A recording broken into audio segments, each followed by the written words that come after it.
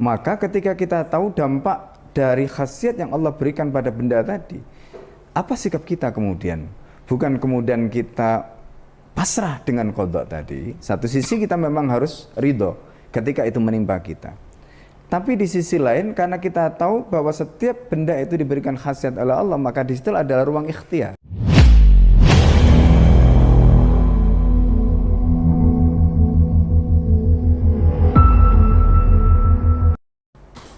Tergantung pada bagaimana kita melihat persoalan ini.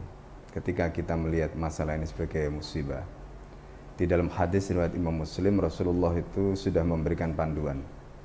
Apa kata Nabi? Ajaban li amril muslimi idza asabahu khairun fasyakara wa idza asabahu syarrun fa sabara wa ma dzalika ila mu'min.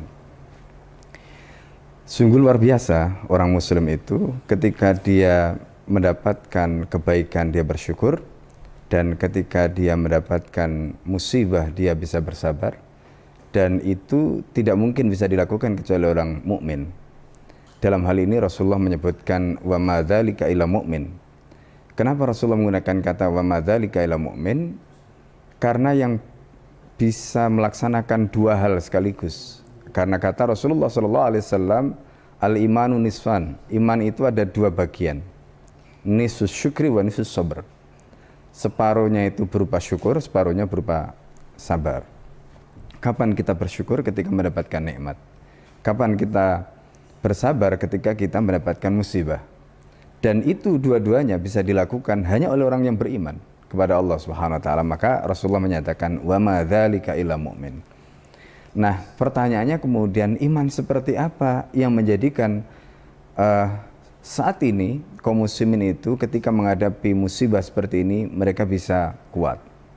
Yang pertama tentu iman kepada qada dan qadar.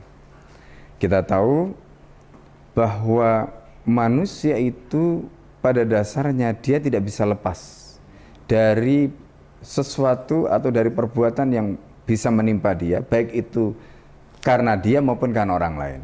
Ketika perkara itu tidak dia bisa pilih, maka ini adalah perkara yang terkait dengan qada. Baik menurut persepsi kita, buruk menurut persepsi kita, itu semuanya dari Allah.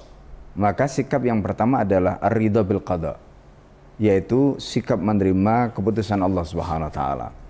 Dan sikap ridha kepada qada itulah yang penting, dan itulah yang kemudian menjadikan kita bisa bersabar. Itu yang juga menjadikan kita bisa bersyukur ketika kita menghadapi musibah. Kemudian yang kedua, qadar. Qadar itu artinya khosiatul asya.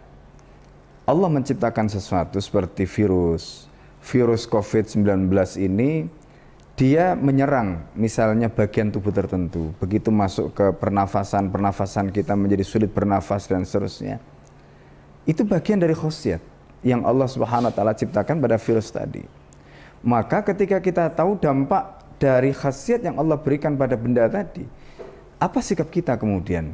Bukan kemudian kita pasrah dengan qada tadi. Satu sisi kita memang harus ridho ketika itu menimpa kita.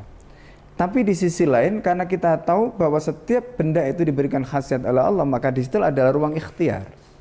Dengan cara apa?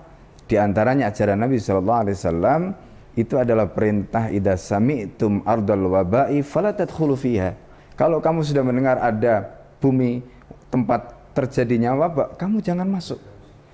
Wa idza waqa'a, kalau kamu sudah ada di situ, fala takhruju minha, maka kamu jangan keluar dari wilayah itu. Itu kalau dalam bahasa kita sebut sekarang dengan istilah lockdown.